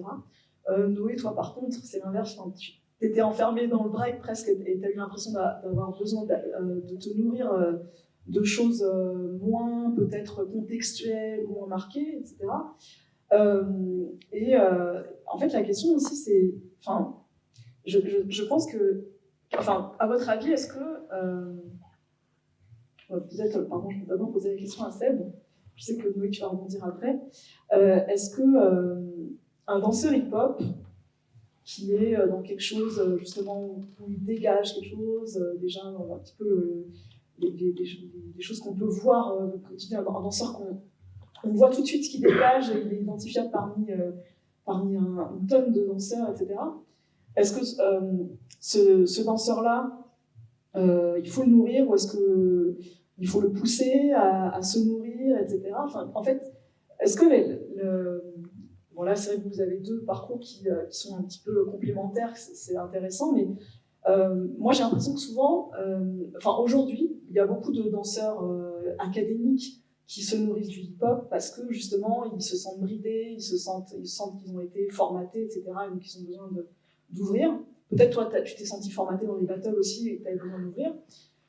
Mais en revanche dans le hip-hop on a quand même souvent des personnes qui justement ont envie de pas qu'on les laisse dans leur truc et qu'on leur dise pas d'aller danser, d'aller chercher l'extension dans le mouvement, d'aller chercher la hauteur ou d'aller chercher la grâce, etc. Et au contraire qui ont envie de rester dans quelque chose de plus authentique. Tu disais authentique, ça qu'on peut l'utiliser à plein de sauces, le mot authentique, mais qui ont envie de se développer en autarcie ou en tout cas dans un contexte qui est le leur, en fait, qui est un petit peu leur bulle, leur univers où ils se sentent bien et où ils se sentent épanouis, quoi. Est-ce que tu veux un petit peu cette question, puis après je pense qu'on arrive. Du coup, moi, c'est ce que je trouve beau en fait dans cette culture, c'est qu'à un moment donné, tu viens comme t'es, avec le corps que t'as, avec tes aptitudes, et puis tu peux développer quelque chose. Et je pense que le hip-hop, faut le voir aussi comme une expérience de vie. Et je pense que oui, les formations, ça peut être bien, mais je pense que l'expérience de vie, c'est quelque chose d'intrinsèque en fait à la danse hip-hop. Parce que justement, je pense que le fait qu'une personne vienne et des difficultés, se retrouve dans un cercle et s'exprime avec toutes ses qualités, bah, je trouve que c'est une façon aussi voilà, d'évoluer. Après, bien sûr que je pense qu'il y a la question de la scène aussi, à un moment donné, former des danseurs peut-être à former, mais la question de la professionnalisation, c'est parce que quelqu'un peut être un super danseur dans un cercle, qui sera peut-être ou pas professionnel, ça c'est encore une autre question. Mais je pense que le hip-hop laisse ouvert cette possibilité en fait à l'individu dans toutes ses richesses. Et ça, pour moi, c'est super important. Noé, tu veux rebondir sur la question? Ouais, j'ai envie de rebondir, mais dans plein de directions. Bah. Mais je veux bien essayer. Mais juste pour revenir sur le parallèle que tu faisais en disant on va pas aller dans les cités, on va amener les jeunes, comme ça on dira qu'on les a vus et qu'on a eu l'expérience et tout. J'ai pas une réponse, mais c'est plus une question autour de ça, autour de quand on veut exposer et nommer des choses qu'on connaît pas bien, comme mettre du crump sur scène et dire que c'est du crump, ou mettre du... Je trouve que c'est toujours dur de peser à quel point on va en récolter des effets positifs ou négatifs pour nos cultures. C'est-à-dire que, je fais un parallèle très nul, mais si on a envie de faire découvrir les animaux de la savane et que du coup pour ça on vient présenter un lion en cage, du coup à quel point est-ce qu'on le voit vraiment dans son état sauvage ou non, et du coup en fait à quel point est-ce qu'on n'est pas en train parfois on voulait faire découvrir aux gens la complexité de nos cultures et finalement on la vulgarise et ils en repartent avec un point de vue qui a même pas fait avancer la découverte et la rencontre avec nos cultures. Et je dis pas qu'il y a une bonne ou une mauvaise solution, je dis juste que j'ai l'impression que ces tentatives de rencontre et de vulgarisation, des fois elles pèsent du côté plutôt négatif et des fois du côté positif, et que c'est super tricky à réussir. Bref, ça c'est juste une parenthèse, mais on parle beaucoup. Qui se nourrit de qui, en fait? C'est ça, en fait, la question. Est-ce que ça va dans quel sens ça va? C'était un peu ça, le cœur de la question de Vas-y. Pour moi, il y a déjà, est-ce qu'on pose la question du point de vue des bienfaits du hip-hop sur les gens individuellement? C'est-à-dire que moi, je suis comme Sébastien convaincu que le hip-hop dans la vie de chacun d'entre nous qui l'avons découvert, moi, j'aime bien dire que j'ai une pratique du break qui est intime avant d'être une pratique artistique et une pratique de scène. C'est-à-dire que c'est quelque chose qui m'accompagne depuis 18 ans et qui m'apporte énormément. Et je pense que tous les danseurs hip-hop se sentent ultra enrichis par cette culture qui a des bienfaits immenses. Et ensuite, donc, il y a la question de la pratique qu'on a intimement de ces cultures. Et pour moi, qui est différencié de la pratique de la scène, et du coup, quels sont les enjeux de la scène? Moi, j'ai tendance à penser et je vais reprendre dans des mots du philosophe Deleuze, il a un petit abécédaire là sur YouTube où il aborde chaque lettre avec chaque question.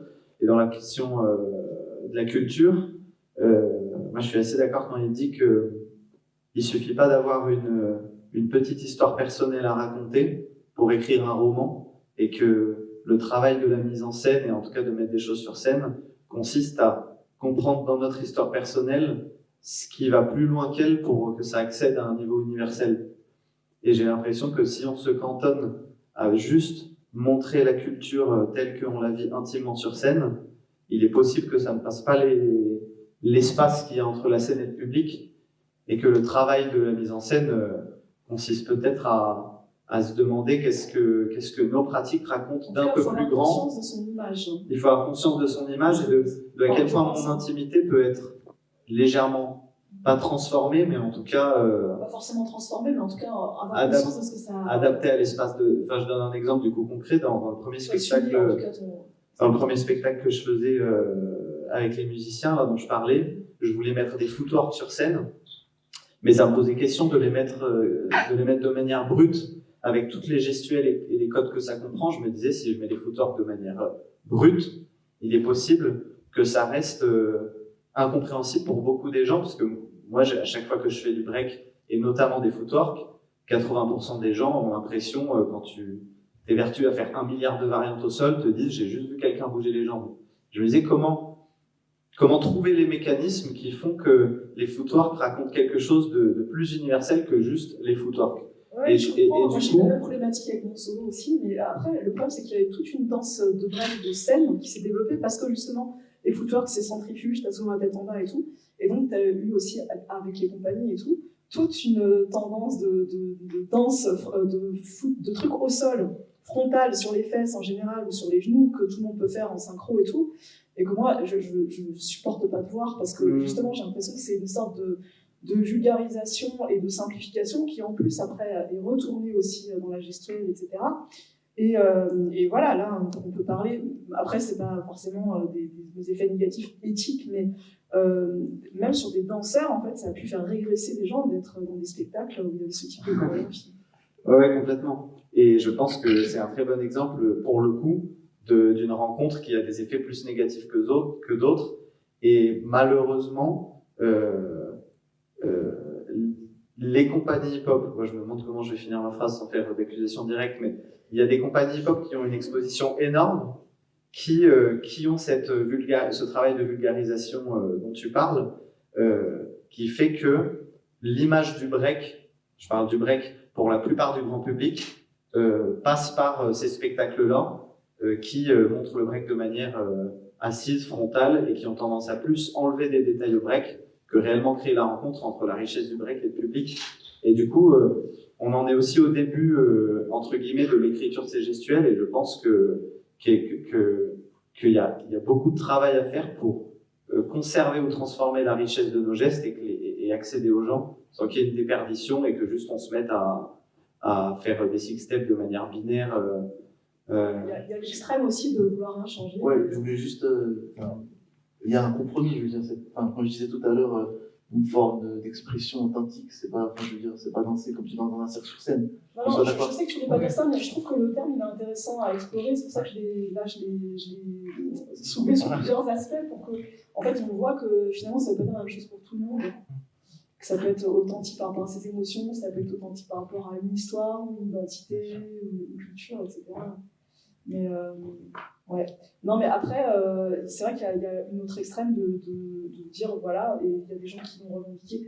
Moi, je viens sur scène, je fais ce que je sais faire et j'ai pas du tout envie de faire autre chose. Il y a même des personnes, des chorégraphes qui sont même pas forcément hip-hop, ou pas forcément de danse traditionnelle et tout, qui vont dire on assume le fait que c'est des danses qui sont pas faites pour la scène et on va les montrer comme on montrerait un documentaire en fait. Et ça peut fonctionner aussi. L'important c'est d'avoir conscience en fait de ce qu'on fait et tout ça. Et après, je pense qu'il ne faut pas incriminer seulement les chorégraphes ou les interprètes, mais il faut aussi se poser la question des publics. Et on n'en a pas beaucoup parlé, mais c'est vrai que est-ce que les gens ont vraiment envie de connaître toutes ces cultures? Il y en a trop, de toute façon.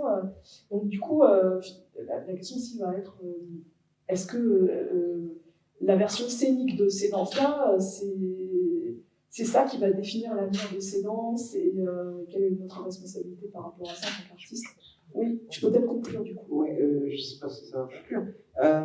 Je pense qu'il y a une question qu'on s'est pas posée. Peut-être parce que c'est peut-être une question qu'on ne s'est pas posée forcément dans nos parcours, c'est la question du financement. Et c'est pour ça que je parlais du fait que j'avais ce profil où la question du financement, ou en tout cas de survivre, se posait pas parce que j'avais un autre corps de métier avant que la danse devienne aussi une profession. Et du coup, pour moi, ça amène aussi la question du choix et de la liberté. Il y a beaucoup de danseurs qui actuellement évoluent en compagnie, ont créé des compagnies, sont sur le plateau, à qui finalement on n'a pas donné le choix de continuer à évoluer à conditions égales dans les milieux qu'ils préfèrent. C'est-à-dire qu'il n'y a pas le même financement des battles, des cyphers, des lieux d'entraînement que les financements qu'il y a quand on a des résidences de recherche, de création, des dates de tournée. Et du coup, ça devient plutôt pour certains de la contrainte plutôt qu'un réel choix. Donc, comment est-ce que leur pratique va évoluer?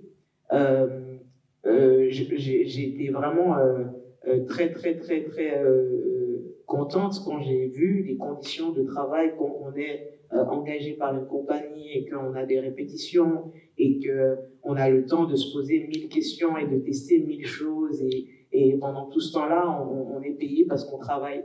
Et je me posais la question, et ça, c'est bien sûr, ça fait partie des choses qui actuellement me mettent dans l'inconfort. C'est comment est-ce que, en organisant des événements, on peut s'assurer qu'on participe à ce choix qui finalement, on met au même pied d'égalité deux choses.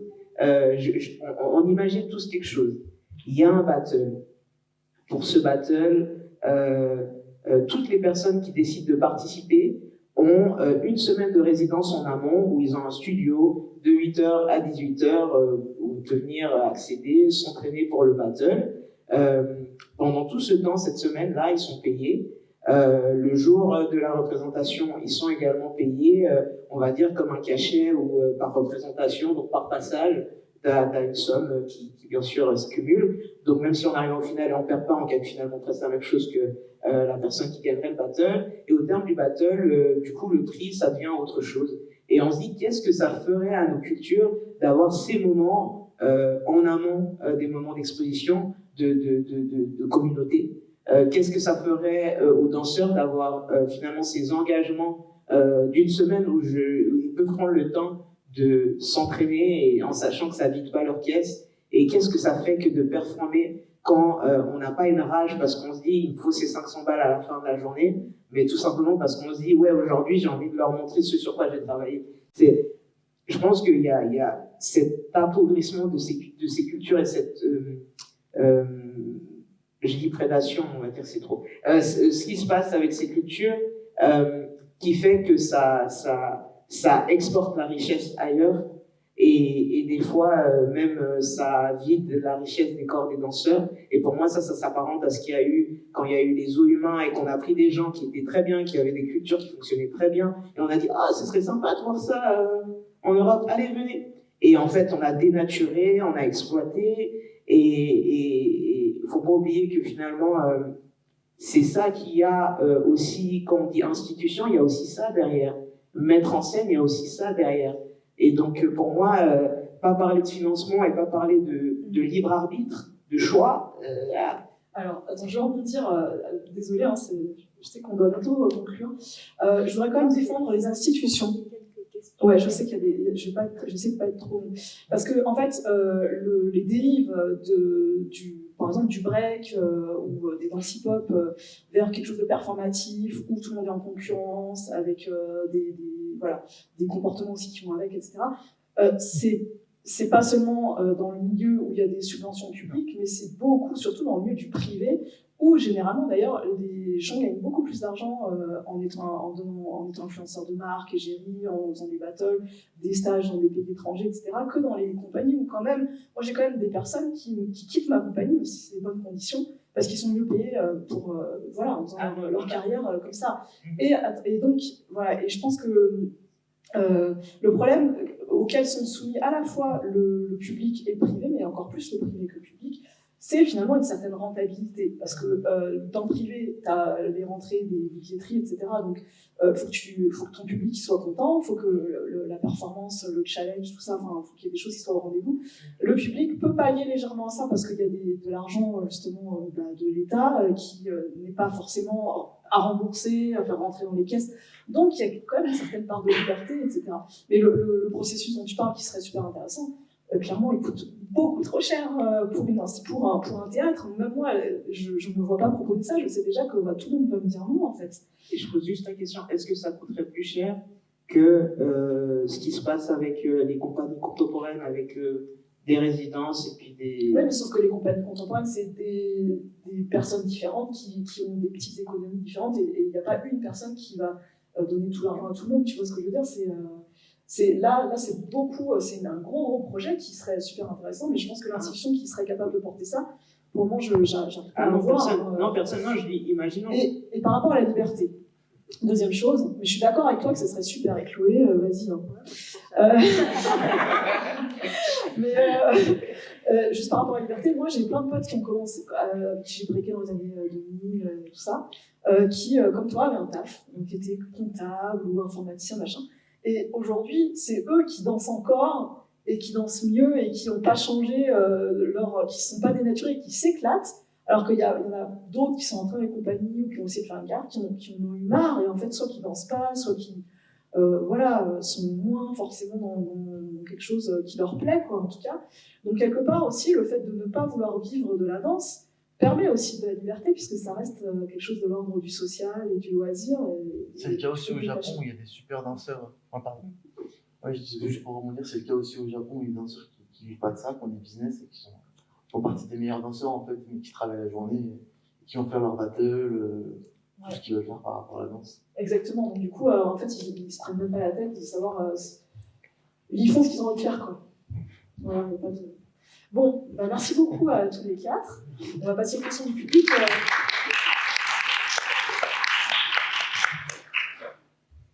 C'est aussi. Ouais.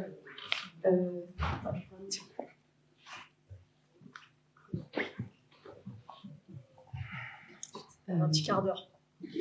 Moi j'ai une petite question, enfin c'est le point de vue du public parce que je ne suis pas du côté danseur, par rapport, bon là on était focus sur le hip-hop, mais en fait c'est aussi présenter des démarches, des pratiques artistiques qu'on ne connaît pas nécessairement dans le cadre d'un spectacle vivant. Ça, mais en fait le spectacle vivant parfois il peut s'amplifier. Enfin, j'ai eu la chance par exemple quand j'ai vu le To Da Bone de La Horde, c'était sur Jump Style, j'y connais rien. Il y avait un documentaire avant ou après qui aidait un petit peu à mieux comprendre. J'ai vu un spectacle d'Olivier Dubois qui s'inspire de la danse du couteau, qui est arrivé au printemps arabe, qui est une sorte de digression de la danse du sabre. Et après, Toto, le danseur égyptien, proposait un workshop autour de la danse du couteau. On en a fait pendant 2 heures. C'est une initiation. Ça c'était payant, mais il y a d'autres festivals qui proposent gratuitement aussi des extras avec Davina Belazza. Pendant 2 heures, on est initié dans sa pratique qui mêle hip-hop, enfin abstrait, plein de choses.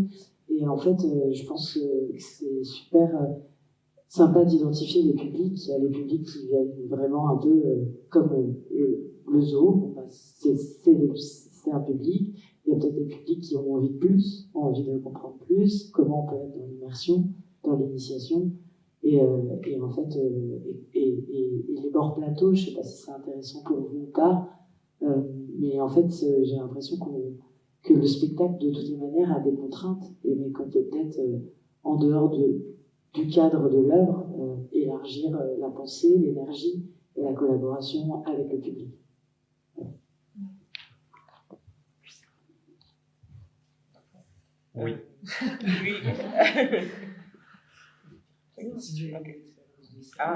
Oui, il y a un gros travail. En tout cas, moi j'ai eu la chance de travailler avec des théâtres qui voulaient faire un gros travail de médiation justement autour des spectacles, en se disant que c'est aussi un moment où il y a beaucoup de personnes qui vont découvrir certaines pratiques et peut-être qu'après coup, ils auraient envie d'explorer, ne serait-ce qu'avec un bord de plateau, en posant des questions, mais il faut aussi avoir des adresses s'ils ont envie plus tard aussi de s'essayer. Il y a aussi beaucoup de choses qui se font avec maintenant des ateliers autour, enfin quand je dis maintenant, je parle de la Suisse, hein, on est toujours un peu comme ça, avec des ateliers autour des spectacles où des fois c'est juste avant, des fois il y a aussi juste avant pour déjà avoir quelques outils qui vont faire qu'on va pouvoir lire le spectacle avec les éléments avec lesquels le chorégraphe a travaillé. Donc ça, je pense qu'en effet, il y a différents publics, il y a des personnes qui préfèrent arriver, ils disent même pas la petite description, et puis ils se disent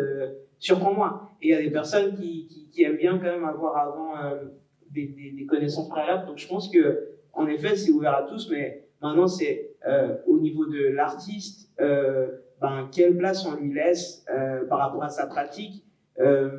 Et j'ai pas l'impression que, je sais pas si quelqu'un utilise le buto, on va passer 1000 ans à parler du buto, on va parler du spectacle. Donc je sais pas si c'est la volonté d'expliquer ça cache pas aussi une volonté de prouver que c'est légitime. Et ça, je trouve que c'est dommage qu'on en soit encore là.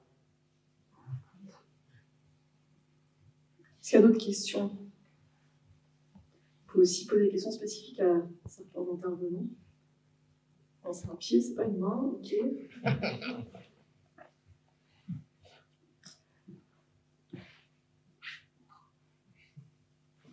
Peut-être, ouais. Juste Chloé, ça aurait peut-être été aussi intéressant parce que je sais qu'il y a des chorégraphes ici à Annecy qui étaient dans le hip-hop et qui sont partis dans la danse contemporaine. Ça aurait peut-être été cool aussi d'avoir un avis de personnes qui venaient du hip-hop et qui sont partis dans la danse contemporaine. Oui, mais en même temps, je trouvais que Noé, du coup, l'expérience qu'il avait avec cet interprète rejoignait un petit peu cette expérience-là. Après, il y a Amaury dans la salle qui a cette expérience, qui peut peut-être nous en parler. Ouais.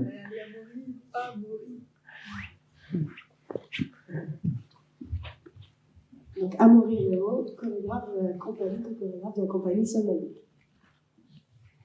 Oui, moi j'ai une expérience qui pourrait se rapprocher pas mal de celle de Noé, effectivement. Pour faire simple, moi je suis allé vers la danse contemporaine, je me suis formé à la danse contemporaine parce que moi je voulais vraiment garder la danse, le break, pour moi comme un loisir pendant vraiment très longtemps. J'ai commencé à vouloir en faire mon métier à 22 ans. Avant, pour moi, c'était je veux danser pour moi, je veux faire des battles, ça me va, je veux danser avec mes potes. On faisait nos expériences, on créait des pièces ou en tout cas des expériences dans la rue avec des musiciens, on faisait nos trucs. Moi, ça m'allait très bien. Jusqu'au jour où j'ai quand même réalisé que je faisais que ça de ma vie, danser tout le temps, et que ça pouvait peut-être être intéressant d'en faire mon métier. Sauf que moi, ce à quoi j'avais accès moi je suis né à Annecy et j'ai grandi ici, j'ai développé ma danse ici, j'ai commencé la danse hip-hop dans la MJC là, juste derrière. Et ce que j'avais comme perspective de travail, j'avais pas du tout envie de travailler pour ça. Pour moi, ça exploitait complètement ce que moi je vivais de cette danse et je voulais pas participer à ça. Et je voyais plein d'amis qui dansaient, qui allaient danser dans ces compagnies et qui revenaient vidés, plus envie de danser, blessés. Et moi, je ne peux pas faire ça, je ne participe pas à ça. Et donc, ma démarche, c'était si je veux travailler là-dedans, je vais aller voir la danse contemporaine parce qu'elle est née sur scène. Elle l'a compris, elle est déjà, elle a une expertise de ça. Là où la danse hip-hop, en fait, pour moi, on lui faisait barrage pour qu'elle puisse développer vraiment son langage, pour qu'elle puisse vraiment s'épanouir sur scène. Vraiment, moi, je le vivais comme ça. C'est-à-dire que moi, je voyais comment pouvait s'épanouir la danse hip-hop sur scène. Et en fait, il y avait vraiment quelque chose qui, pour moi, faisait barrage. C'est-à-dire qu'il y avait un côté où on voulait voir le divertissement, mais on ne voulait pas voir le fond de cette danse, où de l'autre côté, pour moi, était rattrapé par les chorégraphes contemporains. Et là, on faisait une place un peu à la vision d'un chorégraphe contemporain, à ce qui pouvait être le fond de cette danse, ou des fois seulement la forme aussi, mais pour moi, elle apparaissait seulement à travers la vision d'un chorégraphe contemporain. C'est la seule chose que j'ai vue. Et même au-delà de ça, je voyais des compagnies contemporaines ou des chorégraphes contemporains qui absorbaient des concepts chorégraphiques de la danse hip-hop et qui les utilisaient dans leur langage chorégraphique.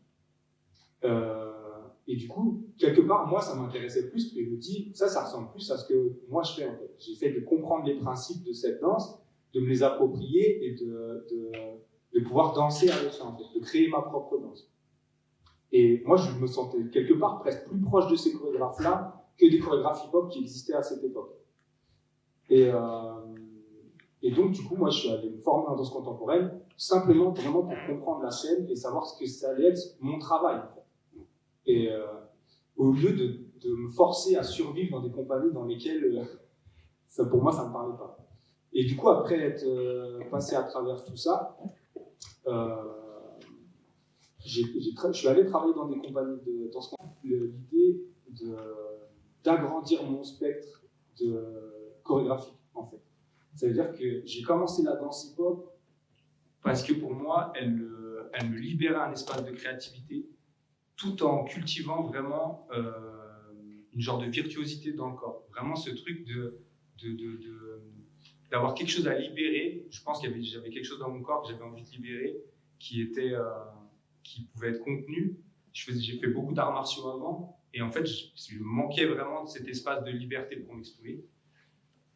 Et pour moi, le hip-hop, il m'a vraiment fait du bien à cet endroit-là. C'est-à-dire que je pouvais poser ma tête et je pouvais vraiment danser à fond et mettre mon esprit au service de ma pratique. Et d'aller vers la danse contemporaine, pour moi, c'était une manière de continuer à nourrir ma danse hip-hop, justement, comme si au bout d'un moment, je pense qu'il l'a exprimé un peu d'une autre manière, mais il pourra me corriger si c'est ça. Mais moi, je sentais aussi un moment où le format qui m'était proposé aussi dans le break à cette époque-là, j'arrivais plus à le nourrir. Et je me suis dit, si je vais là-bas, quand je vais revenir dans ces formats-là, je vais pouvoir continuer à les nourrir, en fait. Donc c'était vraiment une idée de pouvoir continuer à enrichir la danse hip-hop en allant faire le grand écart autre part. Et pour moi, c'était vraiment ça ma démarche. Et du coup, comme Noé, pour moi, le break, c'est le cœur de ma danse. Et c'est ce à quoi je reviens toujours. C'est-à-dire que je peux aller super loin. J'ai pas vraiment peur, en fait, d'aller m'éloigner, parce qu'en fait, je sais où est mon centre. Et du coup, je reviens toujours à cet endroit. Voilà. Pour faire simple. Pour partager un peu mon parcours. Et on peut rebondir là-dessus. Entre parcours similaires.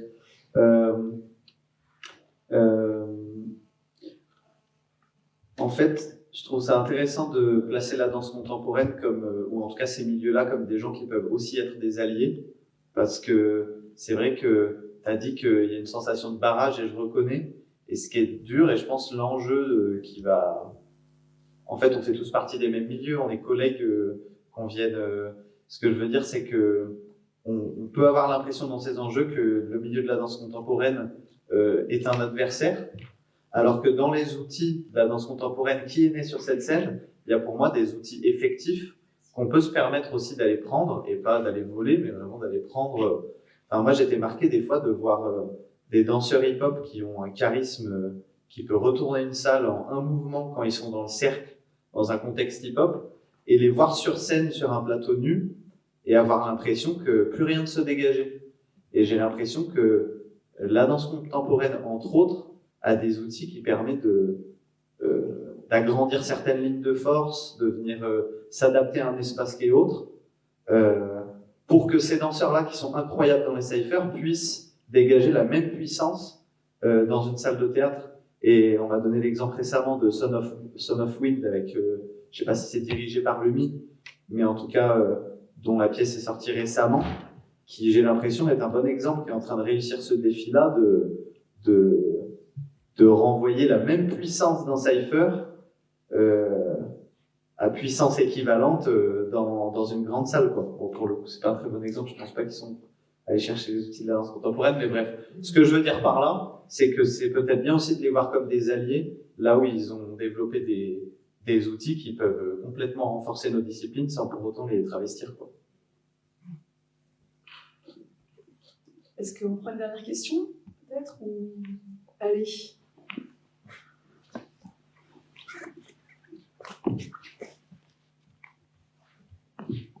Bonjour.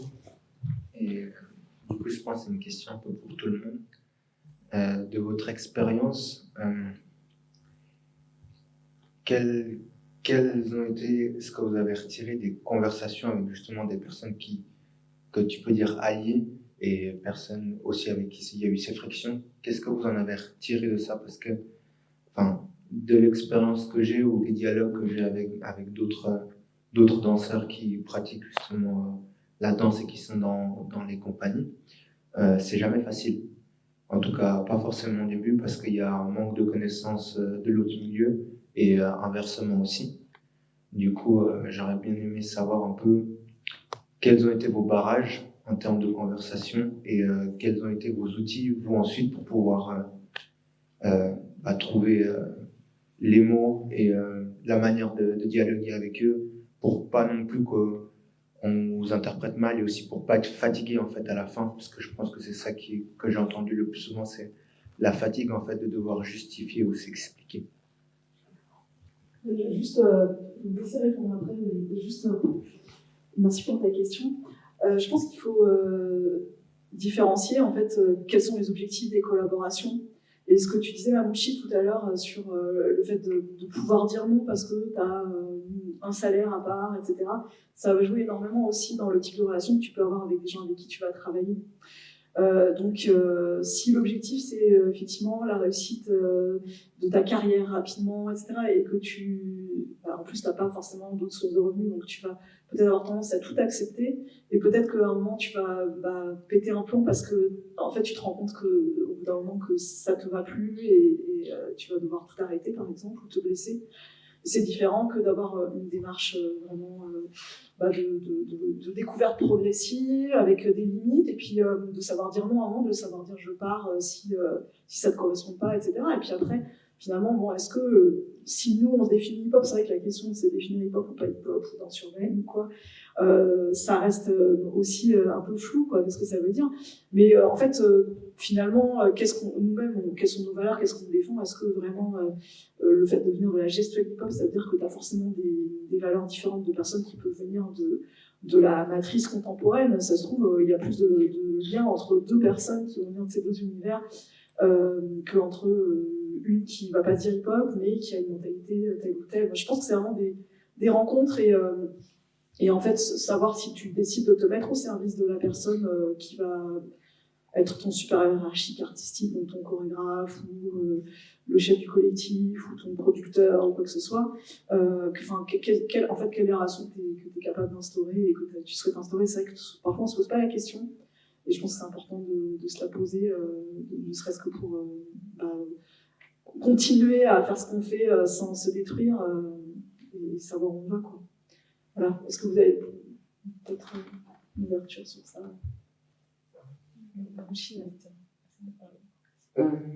Je dirais qu'il y a toujours cette question de la limite, mais tu vois, la question que tu poses, justement, c'est une question, finalement, comment est-ce qu'on fonctionne en tant qu'adulte dans la société? C'est un peu ça, concrètement. Et je pense qu'en venant de cultures qui fonctionnent avec le mentorat, et aussi avec quelque chose du coup, où il y a de la confiance et où on suit sans trop se poser de questions parce qu'on sait que le mentor, il sait où il veut nous amener et après, on y arrive, on est tous contents. Si on aborde tous les milieux avec cette même confiance et cette même naïveté, on peut se retrouver en effet à faire des choses qui ne correspondent pas.